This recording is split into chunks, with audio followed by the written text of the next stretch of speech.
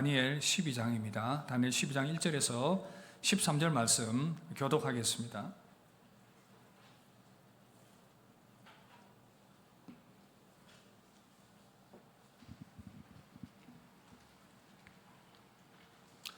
찾으신 줄 알고 교독합니다. 그때 내 민족을 호위하는 큰 군주 미가엘이 일어날 것이요 또 환난이 있으리니 이는 개국 이래로 그때까지 없던 환난일 것이며 그때 내 백성 중 책에 기록된 모든 자가 구원을 받을 것이라. 땅의 티끌 가운데에서 자는 자 중에서 많은 사람이 깨어나 영생을 받는 자도 있겠고 수치를 당하여서 영원히 부끄러움을 당할 자도 있을 것이며 지혜 있는 자는 궁창의 빛과 같이 빛날 것이요 많은 사람을 옳은 대로 돌아오게 한 자는 별과 같이 영원토록 빛나리라. 다니엘아, 마지막 때까지 이 말을 간수하고 이 글을 봉함하라. 많은 사람이 빨리 왕래하며 지식이 더하리라. 나 다니엘이 본즉 다른 두 사람이 있어 하나는 강 이쪽 언덕에 섰고 하나는 강 저쪽 언덕에 섰더니 그 중에 하나가 세마포 옷을 입은 자 곧 강물 위쪽에 있는 자에게 이르되 이 놀라운 일의 끝이 어느 때까지냐 하더라. 내가 들은즉 그 세마포 옷을 입고 강물 위쪽에 있는 자가 자기의 좌우의 손을 들어 하늘을 향하여 영원히 살아계시는 이를 가리켜 맹세하여 이르되 반드시 한때 두때 반때를 지나서 성도의 권세가 다 깨어지기까지이니 그렇게 되면 이 모든 일이 다 끝나리라 하더라. 내가 듣고도 깨닫지 못한지라 내가 이르되 내 주여 이 모든 일의 결국이 어떠하겠나이까 하니 그가 이르되 다니엘아 갈지어다 이 말은 마지막 때까지 간수하고 봉함할 것임이니라. 많은 사람이 연단을 받아 스스로 정결하게 하며 희게 할 것이나 악한 사람은 악을 행하리니 악한 자는 아무것도 깨닫지 못하되 오직 지혜 있는 자는 깨달으리라. 매일 드리는 제사를 폐하며 멸망하게 할 가증한 것을 세울 때부터 1290일을 지낼 것이요 기다려서 1335일까지 이르는 그 사람은 복이 있으리라. 함께 봅니다. 너는 가서 마지막을 기다리라. 이는 내가 평안히 쉬다가 끝날에는 내 몫을 누릴 것임이라. 아멘. 할렐루야. 옆 사람 한번 격려하며 인사하겠습니다. 말씀에 집중합시다. 말씀에 은혜 받읍시다. 말씀에 집중하는 시간 될 수 있기를 바랍니다. 다니엘과 함께하는 믿음 시리즈 이제 마지막입니다. 13번째 종말의 때에 무엇을 준비해야 할까요? 라는 제목으로 하나님 말씀을 나누도록 하겠습니다. 제가 말씀을 준비하다가 한 뉴스를 이렇게 보았는데 자료를 찾아보았는데 세계의 어떤 부호들 부유한 사람들이 혹 일어날지도 모를 핵 전쟁이나 어떤 대재앙을 대비해서 이 대피 시설을 만들고 또 그것을 아주 비싸게 그렇게 준비하는 그런 것들을 볼 수가 있었습니다. 여러 가지 있었는데 그 대표 중에 하나가 미국 캔자스주에 있는 서바이벌 콘도라는 것이었습니다. 그림 보시면 이런 시설입니다. 그 이제 미사일 지하 경납고를 이렇게 개조를 했다고 하는데 여기에 투자된 그 비용이 상당하다고 그렇게 얘기를 합니다. 수천억을 들여가지고 이제 이 건물들을 만들게 되었고 15층 규모의 고급 지하 대피 시설로 만들었습니다. 12가구가 거주할 수 있는 그런 아파트 형태로 되어 있고 75명이 수용될 수 있다고 합니다. 근데 여기 들어가면 5년 동안 최대 5년 동안 거기서 생존할 수 있도록 수경 재배 시설도 있고 물과 공기를 정화하는 시설도 있고 또 수영장, 영화관, 체육시설, 도서관을 비롯해서 여러 시설들이 갖추어져 있다고 합니다. 한 채 분양받고 싶으십니까? 미래를 대비를 해야죠, 그죠? 돈 있으면 저런 걸 내가 한 채 준비해서 있으면 마음은 편하겠다 그런 생각을 할 수가 있을 것입니다. 이런 전쟁이나 어떤 위협에 대비해서 이런 것들을 준비를 하는 그런 사람들의 모습들을 볼 수가 있는데, 근데 여러분, 우리가 아무리 이렇게 땅으로 깊이 들어가고 그런 대피 시설을 만들어 놓는다고 해서 인간이 피할 수 없는 그 마지막이 있는데, 성경은 바로 이 세상이 영원히 지속되는 것이 아니라 주님 다시 오실 그때에 모든 것들이 끝이 나게 되고 새롭게 된다라고 말씀을 하고 있습니다. 그날에는 우리가 어디 숨는 것이 중요한 것이 아니라 그날을 대비하면서 우리가 무엇을 준비하는가가 더 중요한 이슈가 될 것입니다. 세상 부자들이 이렇게 닥치게 될 재앙을 준비하면서 이런 시설들을 준비를 한다고 하면, 그렇다면 우리는 이 믿음을 세상의 종말의 때를 준비하면서 주님 다시 오실 그 마지막 심판을 기다리면서 우리는 무엇을 준비해야 할 것인가? 이 질문을 우리가 던져봐야 할 것입니다. 오늘 말씀은 바로 이 종말의 때가 어떨 것인지, 또 어떻게 준비해야 할 것인지를 우리에게 알려주고 있습니다. 12장 시작의 부분에 그때라고 시작을 하고 있는데, 이 그때란 많은 신학자들이 동의합니다. 이때는 바로 이 종말의 때다. 되어져 있는 모든 예언의 내용들이 그 종말의 때를 지금 다니엘을 통해서 말씀을 하고 있다는 사실입니다. 이때 많은 일들이 일어날 것입니다. 종말의 때, 사실은 우리 주님이 재림하시면서부터 초림하시면서부터 시작은 되었습니다. 주님이 이 땅에 오시면서 이제 마지막 때가 실제적으로 시작이 되었고요, 우리는 그 마지막 때를 살아가고 있습니다.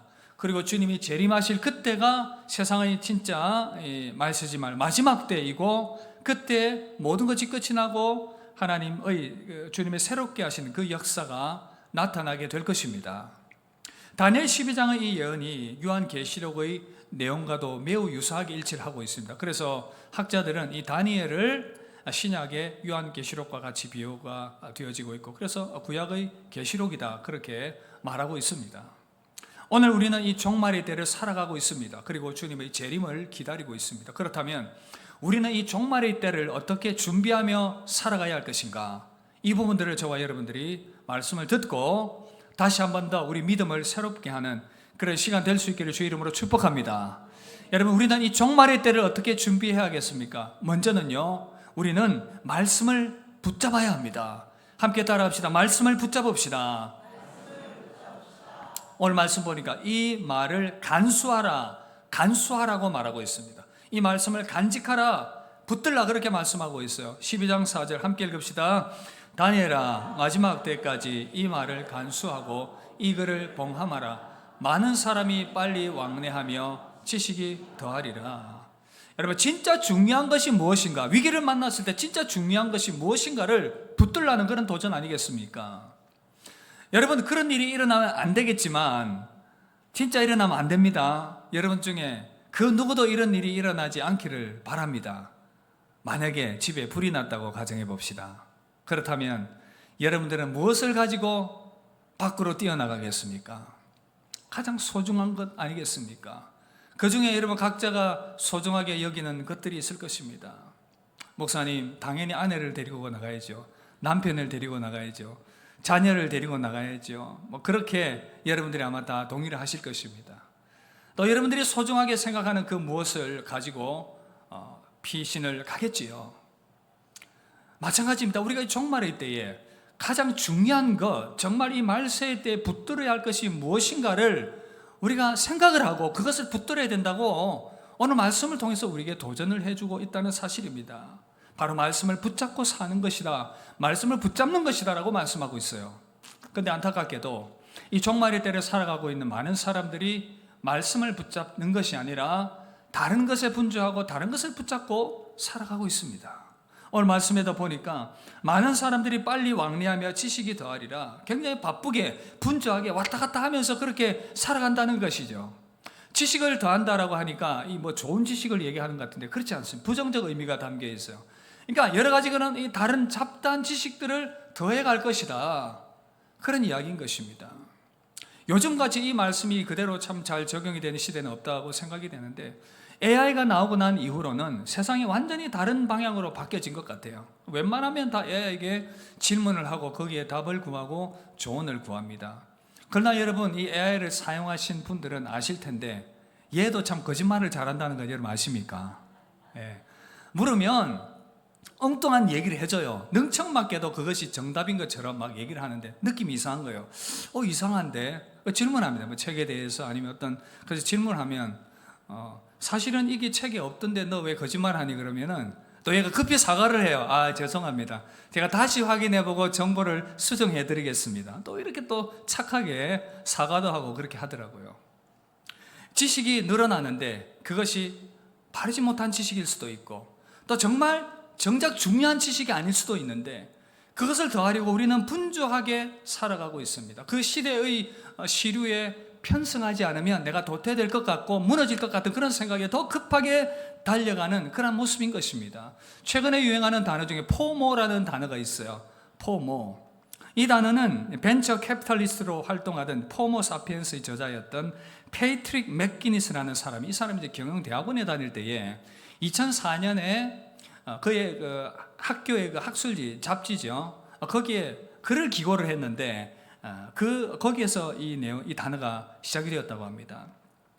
이 사람이 학교에서 이벤트도 하고 뭐 축제도 하고 뭘 많이 하지 않겠습니까?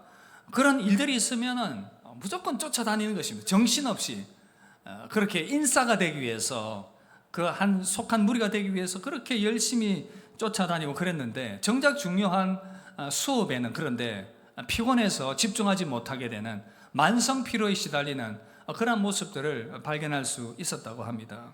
이 경험을 바탕으로 해서 이 포모 증후군, fear of missing out, 그러니까 소외되는 것에 대한 두려움, 이런 것들 때문에 우리가 급하게 그렇게 바쁘게 살아갑니다. 소셜 미디어를 통해서 내 잘 살고 있다, 어디 가면 맛있는 음식 올리기도 하고 놀러 가면 재밌는 곳 뭐 여기 갔다라고 얘기를 하고 그렇게 자신을 드러내면서 그 사람들 사이에 끼려고 하는 그런 분주함 가운데 살아가고 있더라는 것입니다. 그런데 그 인생이 얼마나 피곤하냐라고 말하면서 조모라는 그런 단어를 다시금 추천을 합니다. 조모, joy of missing out. 그러니까 그 시류에 편승되지 않고 빠져나와서 지내는 그 기쁨을 얘기하는 거예요. 그 소셜미디어에 굳이 그럴 필요 없고 굳이 시류에 편승되지 않고 자기만의 그런 어떤 삶의 가치관을 가지고 분명히 살아가는 그 사람들이 오히려 삶의 기쁨이 더 크더라는 것입니다. 여러분, 저는 우리 성도들에게도 이 원리가 적용이 되어야 된다고 생각해요. 근데 시류에 휩쓸려 살아가는 인생이 아니라 참으로 정작 붙들어야 될 중요한 것이 무엇인가를 붙들며 살아가는 인생, 하나님의 말씀이 소중함을 알고 그 말씀을 붙들고 그렇게 때로는 시류와 또 상관없이 그렇게 하나님의 사람답게 믿음으로 살아가는 그 걸음들이 오히려 큰 기쁨과 즐거움이 있는 것이 아닌가. 그러나 여러분, 시대가 악해질수록 이 말씀이 희귀한 시대가 찾아올 것입니다.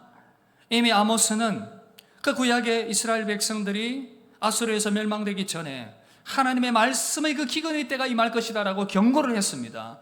이 시대를 향한, 말세를 향해서 말세를 향해 나아가는, 종말을 향해 나아가는 우리들을 향한 그런 경고의 말씀이 아닌가. 아모스 8장 11절 13절 이렇게 경고합니다. 우리 함께 읽읍시다. 주 여호와의 말씀이니라. 보라, 날이 이를지라 내가 기근을 땅에 보내리니 양식이 없어 주림이 아니며 물이 없어 가람이 아니요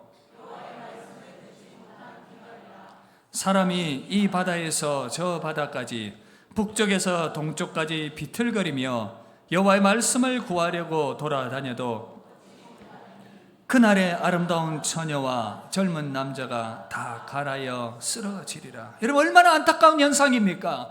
말씀이 없어서, 말씀이 갈아여 쓰러진다. 지금 심판이 임박해 오고 있는데 그 생명의 말씀을 붙잡지 못해서 지금 죽어가고 있는 그 상황들이 얼마나 안타까운가. 지금 아모스 선지자는 이스라엘 백성들을 향해서 지금 이 말씀을 선포하고 있습니다. 사랑하는 성도 여러분, 하나님께서 이 시대를 향해 우리에게 말씀하고 있습니다. 우리가 이 종말의 때에 정말 주님의 재림을 맞이하면서 깨어 살아가야 할 이 시대 가운데 우리가 이 말씀이 없어서 그렇게 기갈하며 죽어가고 있으며 분별하지 못하는 그런 상황 가운데 살아가고 있는 것은 아닌가. 정말 중요한 것이 말세 무엇인가 다시 한번 우리가 생각해야 될 것입니다. 무엇을 위한 분주함이며 무엇을 위한 그런 지식의 싸움이며, 그러나 여러분, 우리가 이 땅 가운데서 미래를 준비하며 전문 영역 가운데서 발전시켜 나가면서 세상의 경쟁력을 갖기 위해서 열심히 살아가는 것 중요하지만 그것보다 더 중요한 것은 생명의 말씀의 지식을 우리 가운데 깊이 새기며 그 말씀을 붙들고 살아가는 것, 이것이 가장 중요한 것이 아닌가. 사랑하는 성도 여러분, 우리는 말세를 살아가면서 가장 중요한 이 말씀을 붙들게 되게 주의 이름으로 축복합니다. 이 말씀이 우리를 살리며 이 말씀이 우리를 새롭게 합니다. 여러분, 그래서 우리가 말씀을 붙잡아야 하는 이유가 무엇인가? 말세의 말씀을 붙잡아야 하는 이유가 무엇인가? 가장 중요한 것은 이 말씀이 우리에게 생명과 거듭남을 주기 때문에 그렇습니다. 베드로전서 1장 23절 뭐라고 말씀합니까? 함께 읽읍시다.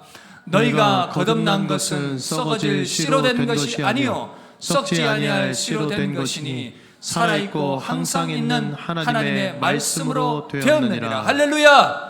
하나님의 말씀은 살아있고 그 말씀이 살아서 죽은 영혼 가운데 역사하게 될 때 그 죽은 영혼이 살아나게 되며 그 죽은 영혼이 다시 살아나면서 영원한 영생으로 들어가는 그 은혜를, 그 자격을 덧입게 되며 부활의 소망 가운데 살아갈 수 있는, 다시 말해 다시금 새로운 영적인 생명을 잉태하는 것이 바로 이 하나님의 말씀이기 때문에 이 말씀을 붙들어야 되는 줄 믿습니다. 여러분, 그리고 이 말씀은 우리에게 소생과 회복의 은혜를 주기 때문에 우리가 이 말세의 시대 가운데 꼭 필요하다, 그 말이에요. 시편 19편에 보면 이 말씀의 능력에 대해서 이야기하고 있는데 7절, 여호와의 율법은 완전하여 영혼을 소성케 한다라고 말씀하고 있어요. 소성케 한다, 리바이벌, 다시금 살아나게 만든다.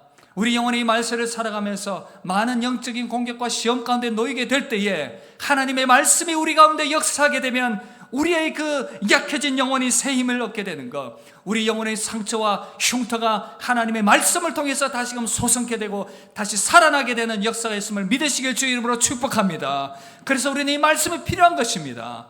우리에게 왜 말씀이 필요한가? 이 말씀은 우리에게 또한 지혜를 주기 때문에 그렇습니다. 19편 7절 보시면 여호와의 증거는 확실하여 우둔한 자로 지혜롭게 하며, 사랑하는 성도 여러분, 하나님의 말씀이 우리에게 지혜를 줍니다. 이 말씀 안에 풍성이 거하게 되면 하나님의 뜻을 깨닫게 되고 이 세상을 지혜롭게 살아갈 수 있는, 하나님의 백성답게 지혜롭게 살아갈 수 있는 그 지혜를 우리 가운데 주신다라고 말씀하고 있어요.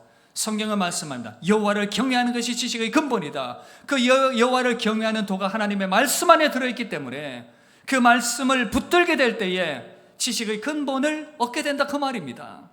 골로새서 3장 16절 이렇게 말씀합니다. 함께 읽읍시다.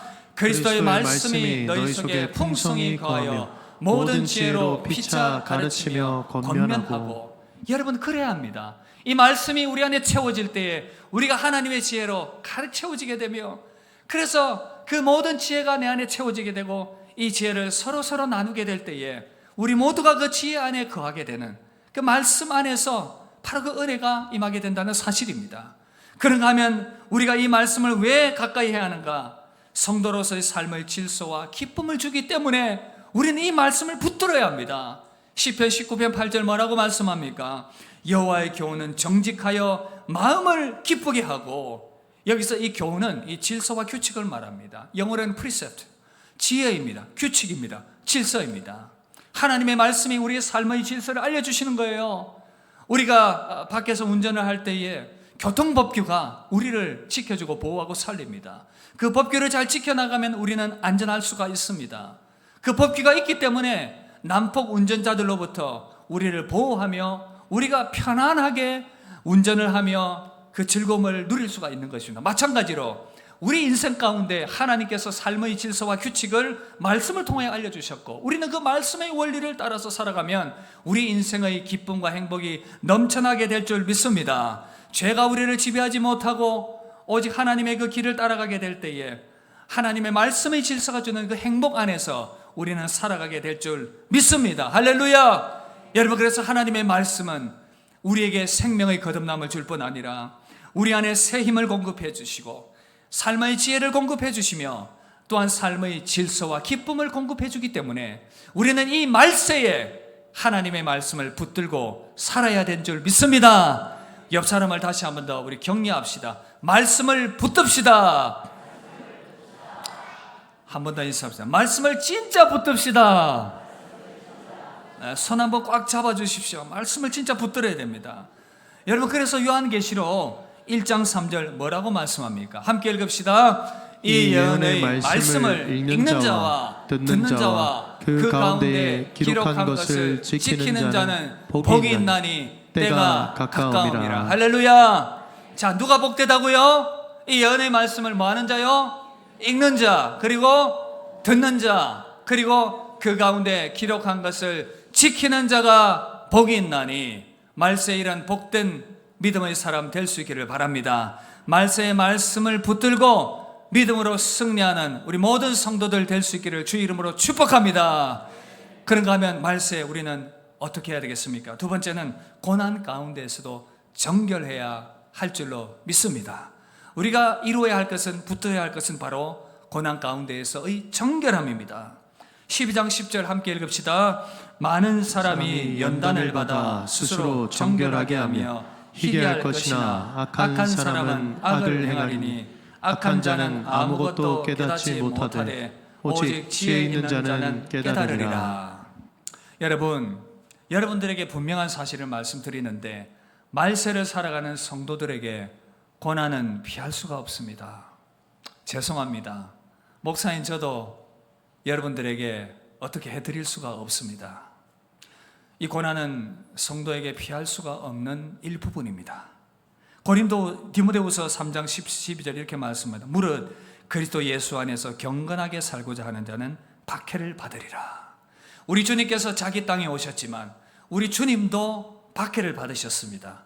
자기 땅에 오셨지만 그 죄악으로 말미암아 물들어 있는 그 백성들에게 배척을 당하셨다면, 하물며 믿음의 주님의 그 길을 따르는 우리들 또한 그러할 수밖에 없지 않겠습니까? 성도가 당하는 믿음의 고난이란 어떤 것이겠습니까? 바로 예수님을 믿기 때문에 당하게 되는 어쩔 수 없는 그런 어려움들이 있습니다. 요한계시록에 보면 예수님께서 초대교회 성도들을 향해서 편지들을 보내셨어요.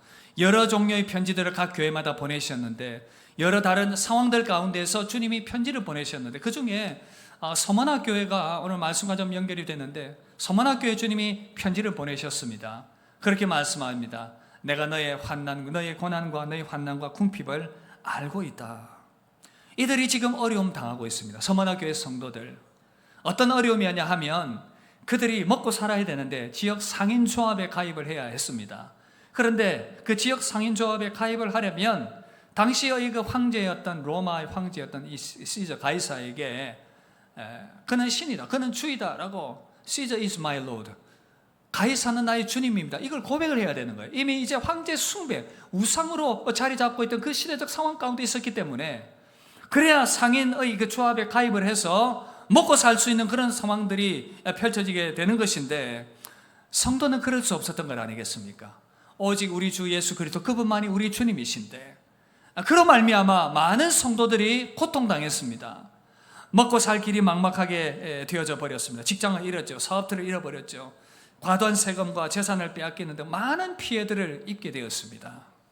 서머나 교인들, 이렇게 예수님 믿기 때문에 많은 고난과 고통 가운데 있었는데, 주님은 그들에게 뭐라고 말씀하십니까? 너희 고난 없애줄 게가 아니라 너희 고난 알고 있다, 너희 고난 알고 있다라고 말씀하시는 거예요. 그리고 또 요한계시록 2장 10절 이렇게 말씀, 너는 장차 받을 고난을 두려워하지 말라. 마귀가 장차 너희 가운데서 몇 사람을 옥에 던져 시험을 받게 하리니 너희들에게 시험이 있을 것이다. 어쩔 수 없다, 피할 수 없다라고 말합니다. 그 시험 피할 수 없으니 마음 단단히 먹고 그 길을 걸어가야 된다 라고 말씀하고 있어요. 여러분, 이해가 되지 않습니다. 참 답답한 마음이 있습니다. 고난은 싫습니다. 그러나 피할 수 없는 상황이다라는 것. 그렇다면 주님은 이 고난을 성도들에게 그대로 두시는 이유가 무엇인가?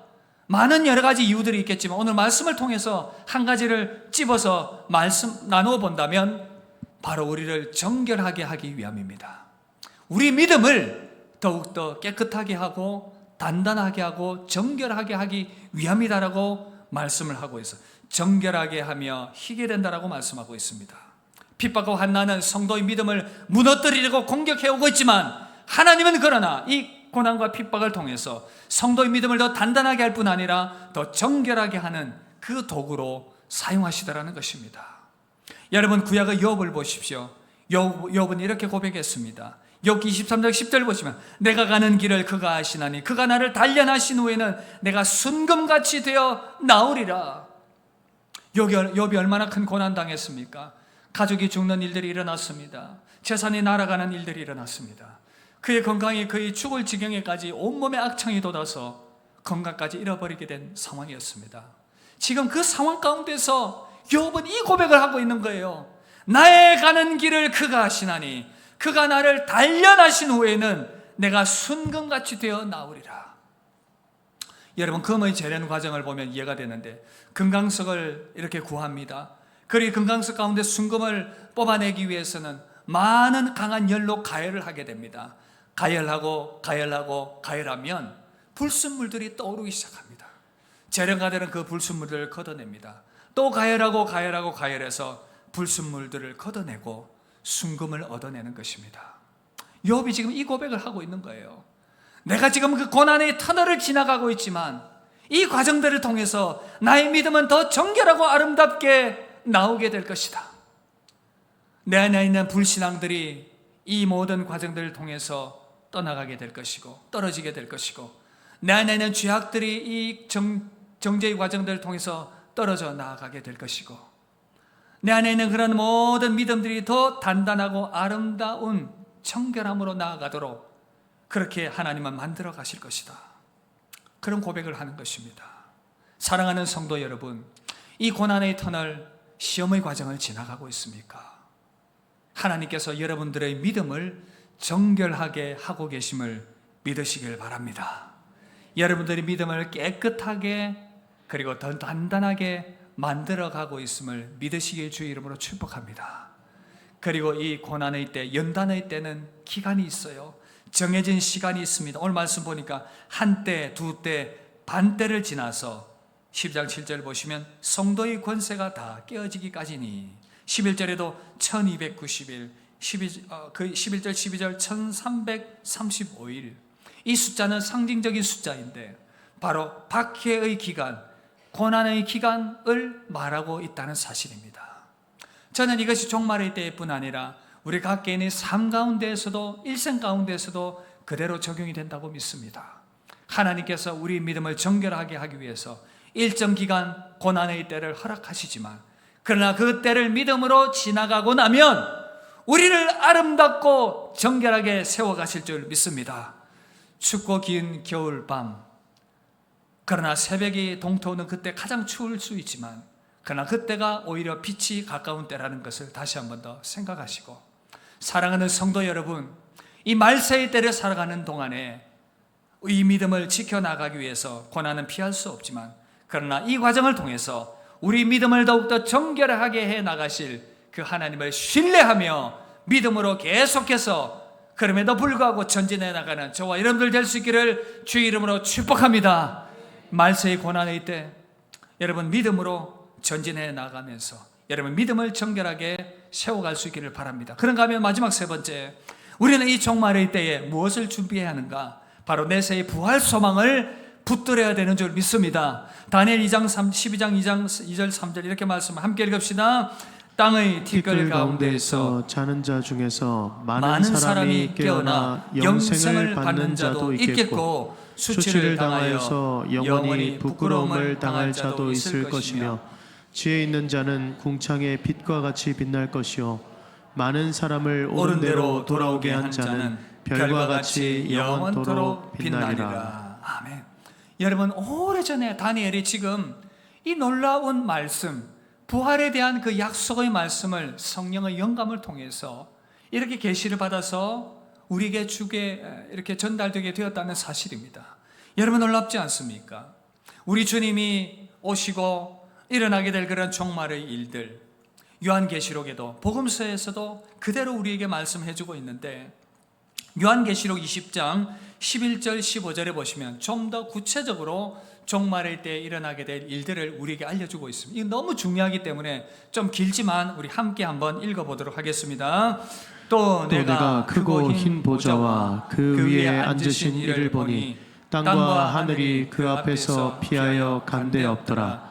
또 내가 보니 죽은 자들이 큰 자나 작은 자나 그 보좌 앞에 서 있는데 책들이 펴 있고 또 다른 책이 펴졌으니 곧 생명책이라. 죽은 자들이 자기 행위를 따라 책들에 기록된 대로 심판을 받으니 바다가 그 가운데에서 죽은 자들을 내주고 또 사망과 음부도 그 가운데에서 죽은 자들을 내주매, 각 사람이 자기의 행위대로 심판을 받고 사망과 음부도 불못에 던져지니 이것은 둘째 사망 곧 불못이라. 누구든지 생명책에 기록되지 못한 자는 불못에 던져지더라. 자, 여러분, 세상의 종말이 오면, 주님이 재림하시면 어떤 일이 일어날 것인가, 우리에게 많은 궁금증이 있고 오랫동안 믿음 생활을 했지만 이 부분이 잘 정리가 안 되었을 수도 있습니다. 오늘 이 시간 이 부분들을 좀 확실하게 정리를 했으면 좋겠습니다. 또 유튜브에 영상이 설교가 녹화가 되기 때문에 여러분 또 한 번 더 들으셔도 되겠습니다. 주님이 재림하시면 어떤 일들이 일어나게 되는가? 순차적으로 정리를 하겠지만 한순간에 이 모든 일들이 일어나게 될 것입니다. 먼저는요, 주님의 재림의 때가 가까우면 큰 환난의 때가 있을 것입니다. 주님이 재림하시기 그 마지막 그 말세지 말에 그런 일들이 일어나게 될 것인데, 성도가 큰 고난의 때를 지나고 난 이후에 주님이 어느 순간에 영광 가운데에서 재림하시게 됩니다. 주님 말씀처럼 그 날과 그 때와 그 시는 아무도 알 수 없습니다. 그래서 누가 여러분들에게 찾아와서 엉뚱한 소리를 합니다. 이거 계산해 보니까 2028년, 2027년 1월에 주님이 재림한다 하더라. 이러면 여러분 따라야 되겠습니까? 따르지 말아야 되겠습니까? 따르지 마십시오. 그 날과 그 시는 알지 못한다라고 얘기했습니다. 그러나 주님 재림하십니다. 데살로니가 전서 4장 16절 함께 읽읍시다. 주께서 호령과 천사장의 소리와 하나님의 나팔 소리로 친히 하늘로부터 강림하시리니. 어느 순간 주님이 이 땅 가운데 재림하십니다. 그 재림과 더불어서 두 번째 어떤 일이 일어나느냐? 바로 죽은 자들이 다시 살아나게 됩니다. 부활의 몸을 입게 된다 그 말입니다. 그리고 살아있는 자도 호련히 변화될 것입니다. 가정해 봅시다. 만약에 주님이 지금 재림한다면 먼저 죽었던 믿음의 선진들은 부활의 몸으로 다시 살아나게 될 것입니다.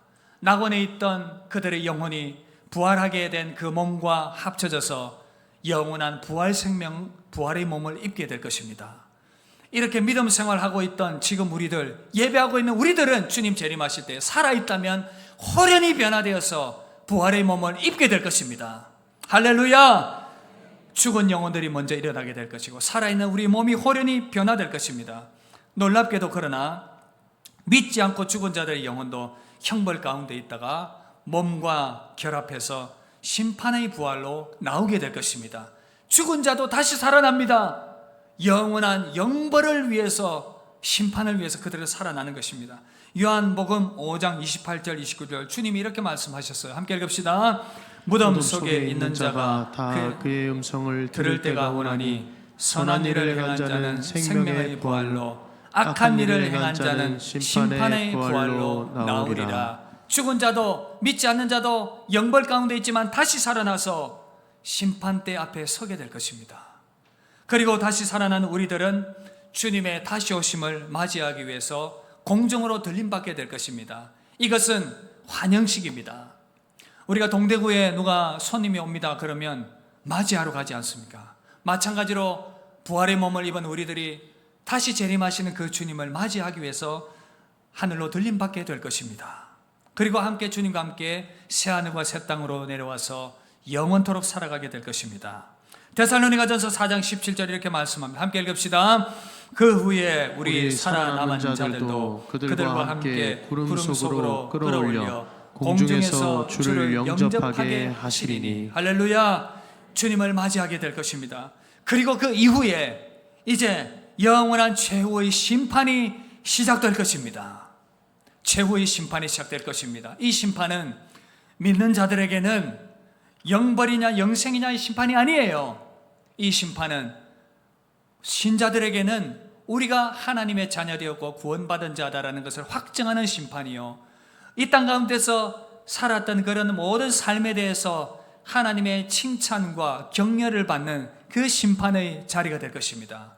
그런가 하면 믿지 않는 자들, 죄 가운데 살았던 자들은 영원한 불못의 심판에 이르게 되는 그 마지막 하나님의 보좌의 심판인 것입니다. 마태복음 25장 31절 32절 46절 보시면 함께 읽읍시다. 인자가 자기 영광으로 모든 천사와 함께 올 때에 자기 영광의 보좌에 앉으리니 모든 민족을 그 앞에 모으고 그들은 영벌에 의인들은 영생에 들어가리라. 이제 하나님의 보좌 앞에서 심판하게 될 것입니다. 우리 주님이 함께 심판하실 것입니다. 다니엘 12장 1절 보시면 그때에 내 백성 중에 책에 기록된 모든 자가 구원을 얻을 것이라. 여러분, 이 책은 어떤 책이겠습니까? 이 책은 어떤 책이겠습니까? 함께 따라합시다. 생명책. 생명책. 요한계시록 20장 15절 그러나 이 생명책에 기록되지 않는 자들 어떤 일이 일어난다고 말씀하고 함께 읽읍시다. 누구든지 생명책에 기록되지 못한 자는 불못에 던져지더라. 여러분 이렇게 해서 주님의 재림을 통해서 세상의 모든 것들이 완성되며 새하늘과 새 땅이 아름답게 신자들에게 펼쳐지게 될 것입니다. 그러나 사랑하는 성도 여러분, 이 심판을 피하기 위해서 우리에게 필요한 것이 무엇인가? 이 심판을 피하게 해주신 분이 누구이신가? 여러분 이것을 우리가 생각해야 됩니다. 이것이 매우 중요합니다. 바로 이 심판을 피하게 하실 분은 우리 주 예수 그리스도, 그분밖에 없음을 믿으시길 주의 이름으로 축복합니다. 우리는 마땅히 우리의 죄악과 우리의 모든 허물과 우리의 모든 행위로는 영벌 가운데 놓일 수밖에 없었지만 하나님의 아들이 이 땅 가운데 오셔서 우리 모든 죄를 소멸시켜 주셨고 우리를 영원한 생명 가운데로 이끌어 주셨기 때문에 우리는 더럽고 우리는 추악하고 우리는 전혀 의롭지 못하지만 우리 주님의 보혈로 말미암아 그 공로로 말미암아 우리는 의인이 된 줄 믿습니다. 요한복음 5장 24절 이렇게 말씀합니다. 함께 읽읍시다. 내가 진실로 너희에게 이르노니 내 말을 듣고 또 나 보내신 이를 믿는 자는 영생을 얻었고 심판에 이르지 아니하나니 사망에서 생명으로 옮겼느니라. 할렐루야. 구약에 보면 이스라엘 백성들이 출애굽할 때에 죽음의 심판이 그 애굽에 임하게 되었습니다. 마지막 하나님의 심판이었죠. 애굽을 향한 하나님의 심판. 하나님 말씀하셨습니다. 너희들 택한 백성들 살기 위해서 내가 시키는 대로 해라. 양의 어린 양을 잡아라. 그 양의 피를 흘려서 문설주에 발라라. 너희 그들이 사는 그곳에 그 양의 피를 발라라. 그러면 죽음의 사자가 지나갈 때에 그 피를 보고 넘어가게 될 것이다. 죽음의 사자가 죽음을 그 가정 가운데 치지 않고 넘어가게 할 것이다. 죽음의 그림자가 임했습니다. 모든 애굽의 땅 가운데 장자의 죽음이 일어났습니다. 죽음의 사자가 다 쳐버렸습니다. 그러나 양의 피를 바른 그 이스라엘 백성들의 집은 패스오버 넘어가게 되었습니다. 할렐루야. 그리하여의 유월절이 생겨나게 된 것입니다. 이스라엘 백성들이 죽음의 그림자를 피하기 위해서 양의 피를 발랐던 것처럼 말세의 종말의 때에 죽음의 저주를 피하기 위해서 우리에게 필요한 것은 바로 우리 주 예수 그리스도의 보혈의 피라는 것을 믿으시길 주 이름으로 축복합니다. 요한복음 1장 29절 이렇게 말씀합니다. 보라, 세상 죄를 지고 가는 하나님의 어린 양이로다. 누구든지 주의 이름을 부르며 주의 보혈을 의지하는 자, 죄 가운데 있는 자들 그 가운데서 패스오버 넘어감을 입게 될 것이다 라고 말씀하고 있습니다. 사랑하는 성도 여러분, 우리 주 예수께서 우리에게 이 놀라운 은혜의 선물 주시기 위하여 그 보혈을 흘리셨습니다. 이 천국 소망을 붙드는 자들은 그것을 소중하게 여기며 그것을 가슴에 품고 그렇게 감사함으로 기쁨 가운데 살아갑니다. 여러분 복음서의 여러 가지 비유들 이야기들을 보면 부활을 발견한 자들 모든 것들을 팔아서 그 천국을 샀다라고 말씀합니다. 우리에게 주어진 이 놀라운 천국 가장 소중하다는 것을 우리가 안다면 이것을 붙들고 우리는 감격할 것입니다. 히브리서 6장 19절 그래서 이렇게 말씀합니다. 우리가 이 소망을 가지고 있는 것은 영혼의 닷 같아서 튼튼하고 견고하다. 영혼의 닷, 말세를 살아가면서 여러 가지 많은 시험과 미혹과 유혹 가운데 살아갑니다. 때로는 우리가 강한 유혹 가운데 빠질 수가 있습니다. 이 좁은 길 갈 필요가 있나? 세상 방식대로 살아라.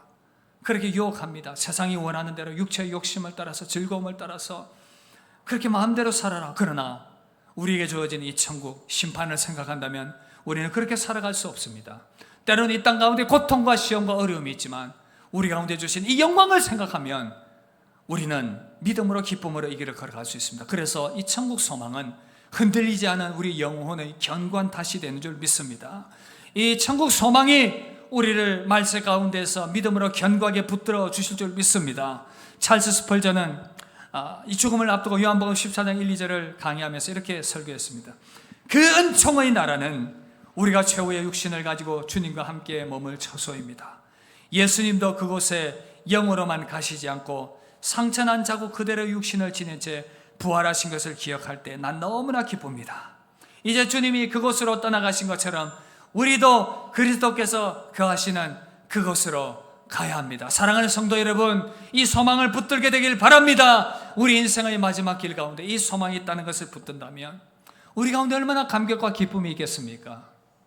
저는 그 옛날 어린 시절에 명절이 되거나 어떤 좋은 날이 되면 누군가 집을 방문하게 될 때에 그 어른들이 가져오는 그 귀한 선물들 있었습니다. 저희 머릿속을 떠나지 않는 그 귀한 선물, 종합 선물 세트, 오리온 종합 선물 세트. 여러분 기억하십니까? 여러분 아시죠? 얼마나 좋은 것들 많습니까? 그 박스 안에는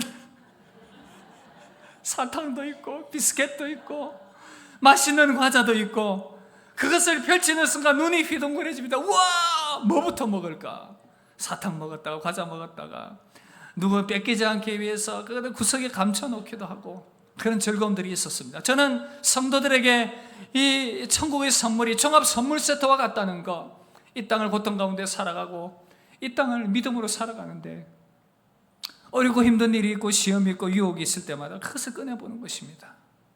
우리에게 이 소망이 있구나, 이 천국 소망이 있구나, 이 부활 소망을 우리를 위하여 하나님께서 종합 선물 세트로 우리 가운데 선물로 주셨구나. 이것을 생각한다면 우리는 이 말세를 살아가지만 이 말세 가운데서 어떤 미혹이 와도, 어떤 시험이 와도, 어떤 어려움이 와도 우리는 믿음 붙들고 전진해 나아갈 줄 믿습니다. 말세 우리는 이 내세의 소망, 부활 소망 붙들고 어떤 상황 가운데서도 흔들리지 않은 그런 견고한 믿음 가운데 세움받게 되길 주의 이름으로 축복합니다. 요한계시록 22장 20절, 그래서 이렇게 말씀합니다. 이것들을 증언하신 이가 이르시되 내가 진실로 속히 오리라 하시거늘 아멘. 주 예수여 어서 오시옵소서. 아멘. 주 예수여 어서 오시옵소서. 우리가 이 신앙 붙들고 끝까지 믿음으로 전진해 나아가기를 바랍니다. 천국 백성 되신 사랑하는 성도 여러분, 우리 주변에 계신 분들 잘 보십시오. 기억하십시오. 우리가 천국 가서 함께 얼굴과 얼굴을 마주 대하며 보며 우리가 믿음 생활 잘하며 여기에 왔다, 서로 격려하며 기뻐하며 그렇게 즐거워하는 그런 시간들을 기대하며 계속해서 믿음의 전진해 나가는 저와 여러분들 될 수 있기를 주 이름으로 축복합니다. 말씀 마무리하겠습니다. 다니엘을 통해서 하나님은 우리에게 중요한 교훈 주셨습니다. 말세가 오게 될 것이다. 어떻게 살아가야겠는가? 어찌 보면 그 말세는 우리 각 개인을 향해 주어진 수도 있습니다. 이 땅에서 육신의 생명을 다하는 그때 70이요 80이요 90이요 남지 않은 그 생애들 바라보면서 우리는 무엇을 준비해야 할 것인가? 사랑하는 성도 여러분, 다시 한번 더 말씀을 붙들게 되길 바랍니다. 말씀을 붙들게 되길 바랍니다. 계속해서 말씀에 깊이 들어가서 그 말씀 안에서 믿음으로 계속해서 승리할 수 있기를 바랍니다. 고난 가운데 놓일 수가 있습니다. 그러나 그 고난은 우리 믿음을 더 아름답게 하며 정결하게 하시고자 하시는 하나님의 뜻이 있다는 것을 믿으며 계속해서 변함없이 믿음의 전진에 나갈 수 있기를 바랍니다. 그리고 인생이 고통스럽고 힘들 때에 유혹과 미혹이 찾아올 때에 우리 가운데 주어질 영원한 하나님 나라 부활 생명 생각하며 이겨나가는 저와 여러분들 될 수 있기를 바랍니다. 그리하여 끝까지 믿음의 길 잘 걸어가서 아름답게 세움받는 저와 여러분들 될 수 있기를 주 이름으로 축복합니다. 함께 찬양하겠습니다. 우리 마음의 고백을 담아서 우리 찬양 함께 하고 합심해서 한번 기도하겠습니다. 주님, 다시 오실 때까지 이 믿음의 길 계속하겠습니다.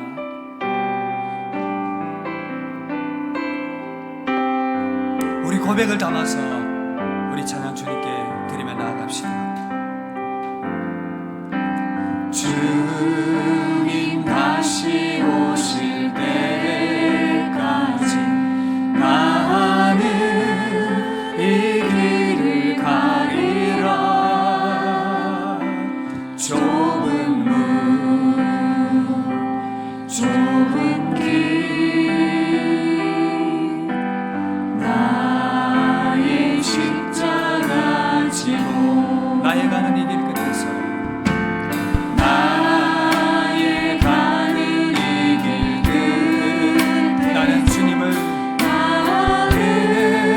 주님을 보리라. 영광의 내 주님 나를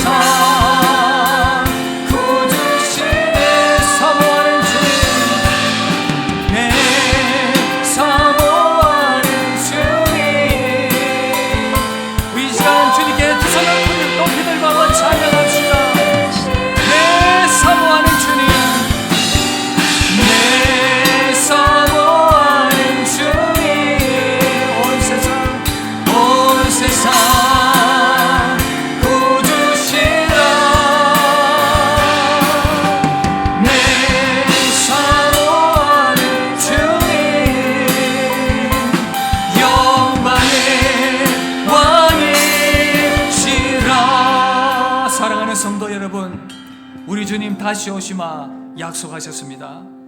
우리 주님, 내가 진실로 속히 오리라, 내가 진실로 속히 오리라, 내가 진실로 속히 오리라 주님 말씀하셨습니다. 그렇다면 우리는 어떻게 살아가야겠습니까? 우리는 무엇에 분주합니까? 무엇에 그렇게 바쁩니까? 어떤 지식들을 여러분들 가운데 채우고 있습니까? 하나님의 말씀을 채우십시오.